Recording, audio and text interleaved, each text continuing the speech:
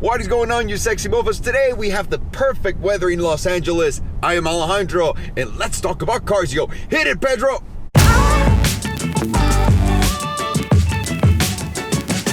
In today's episode of Let's Talk About Cars, yo, I get to do something that I love doing, which is garage updates, because there are big updates coming to the garage real soon. These are real, and I see a lot of you guys are freaking out. We talked about it on the podcast way more. This is just a small segment within the podcast that we do that's available on iTunes for you to download everywhere and anywhere you want. It's also on the website, but the link's going to be provided down below. If you want to listen to the podcast, please check it out. There's a lot of funny things. OJ coming out of jail with the Bronco, like all of that. There's a lot of good stuff. Anyways, let's get down to brass tacks right here, if that's even a thing. And we're talking about the garage update. Let me just start by saying and giving you guys a little bit of an explanation of what I want in a garage. The type of garage that I want, and this is gonna sound super dickish right now, but it's true, it's the one that has no restrictions. And what exactly do I mean by that? I mean, I don't like to have to choose as to what car I need to buy. You know, when people say, if you could buy 3 cars, which cars would they be? If you can only have 1 car, what would that car be? And we normally tend to buy 1 car, but when you're able to get many cars, you want to separate those needs into more specific cars. And this is what I like about what I do the most. So I have a car for every single type of scenario that comes into mind, or at least into my mind. And also I have sometimes in those categories I'll have 2 cars, and that's not necessary, but this is for you guys to realize and understand where I'm coming from and where I'm going, because I have a GT3 on order, a GT2 RS, Maybach, a 720S, an AMG GTR, and a so those are the cars that I have coming, and that's a lot of cars. That's why we gotta explain everything. So right now, let me explain to you. As my daily, I need to have a car that's a daily, that I use every single day, that I can go to meetings. If I gotta go to a fancy dinner, some car that I can show up in, and that is my Rolls-Royce Ghost Black Badge right now. I use this car and I love it so much for those reasons alone. It is the most comfortable car in the world. It's perfect for long rides. It's perfect for dinners. It's perfect to bring the wife, your friends, everything in the best and most luxurious way possible. So as a side note, I have another luxury daily that you can only use on special occasions, if you will, and that is my Rolls-Royce Phantom Drophead. So that is the same as this, but it's a big convertible. So that's more like when you go out with the friends, the wife, and you want to take them all to a cool, fun place like Malibu, right by the beach.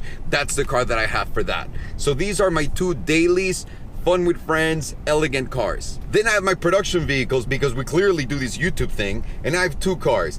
The Mercedes-Benz GLE 63 AMG Coupe. Wow, that's a fucking long name. And also I have a 4x4 Square by Mercedes. Now, I do not need 2 cars in this sector, and obviously the GLE is a way better car than the 4x4 Square. But the 4x4 Square has this super carness about it. Sorry, there's a guy in a Harley.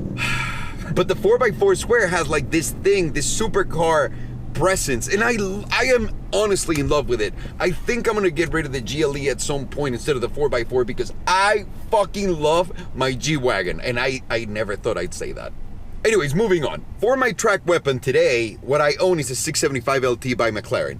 That is the best track weapon available today that's not a hypercar, period. The feel of the drive is insane. How much input you have to give the car. It's a real driver's car. Everything about it just screams track, and it's very daleable, if you will. You can use the car anywhere you want. That's what I like about that 675 LT so much. That's why it's such a great car. For my regular cruising GT needs, supercar needs, I have the 911R, which comes in a manual. It's a great car, long distance driving, but it's still very raw. That's the one that I have right now. But within the same sector, which is a different sector, and I've separated, is like, which ones are gonna be my legend, my nostalgic cars. And my nostalgic cars are cars that are supposed to go up in value and are the greatest driving experiences, and if not, it's gonna be one of the greatest memories that I have. And that's exactly what I built with the next 2. One of them is the Carrera GT. There is no better car on earth. I think the only car that can beat it driving experience wise is the McLaren F1, but I've never driven that. Other than that, the Carrera GT is the most legendary car ever. It's a manual that gets rid of that need. It's insane, it's dangerous, it's sexy, it's got everything. And then on the other hand, I have a manual Beetle RSI from 2001, I think. That is ridiculous, but that is a car that means a lot to me because that's the car that I said when I was a kid that I was gonna buy when I made it and I knew some about cars, and people would know I knew about cars because that car is very discreet. You don't know what it is, you don't know how expensive it is, so that's why I have that car. So both cars mean something completely different to me. The Porsche Carrera GT is the one who got me hardcore into cars and into the whole Top Gear thing, and the RSI is the one that told me that's the car you're gonna buy when you made it. And I think at that point I can say that in this world and in this sense right now. I think. And if you don't agree, I understand. That's perfectly fine. And then for my practical car, I have my Smart. I have a Smart for 2. I love it. You can take it anywhere you want. It's for short trips. Go to the grocery store, go in and out. I love the Smart for that reason. It's also cool looking. It's got a great radio now. It's a convertible. I don't know. It's cute and it's blue and white like the Giants, New York Giants, baby. So that's another reason why I have my Smart. Those are the cars that I own right now. I'm not mentioning my wife's G-Wagon because that's just her car, and if I'm missing something, I'm sorry. But the important things are the ones mentioned. Now, what I want to do is change my strategy a little bit. I'm gonna buy the best track weapon in the world, and that's supposed to be the GT2 RS, but that's not coming until April or May of next year. So before that, I'm getting an AMG GTR because they say that that car is one of the greatest track weapons today. I'm also gonna be getting a 720S. The 720S is not gonna compete in that track section. It's gonna be the more comfortable ride. So as you'll see, the switch is Porsche used to be my GT and the LT used to be my hardcore car, which is McLaren. Now my rough car is not gonna be the McLaren. It's going to be the Porsche.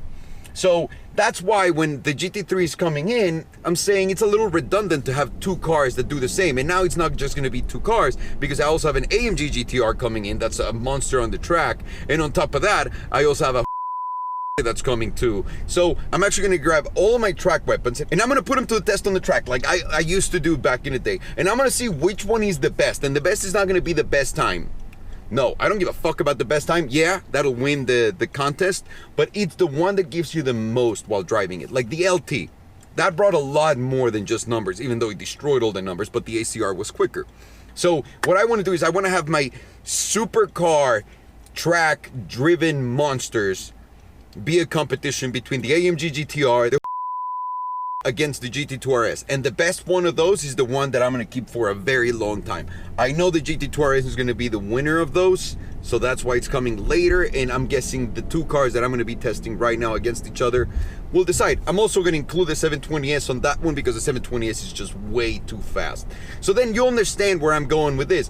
I also have a drop head already, so I don't need the Maybach, so I'm canceling the Maybach. I'm canceling the GT3. There's no need for me to have those cars. It's redundancy. I hope this gives you a little bit more perspective of where I'm coming from when it comes to these cars and why I choose the cars that I choose. And yeah, although I have a couple repeated in the same segment, for now they're staying, but I don't need them. I really don't need repeated cars. So it's just going to be a contest of seeing which one makes it to the garage. Because to me, that's the most interesting thing. It's not that you're able to buy these cars and it's an honor to have them in the garage.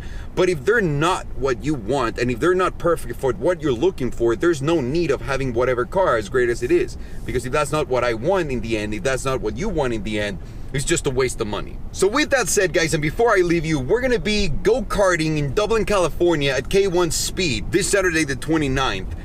Guys, check it out at k1speed.com/Salomondrin. The link's gonna be down below. If you want to win a hat and a ticket, because if you buy a ticket, you also get a free hat, please make sure to go to the last picture uploaded on K1 Speed on their Instagram. The link's down below too, and just #swipe. With that, you're eligible to win a free ticket and a hat that comes with a ticket to come race against us.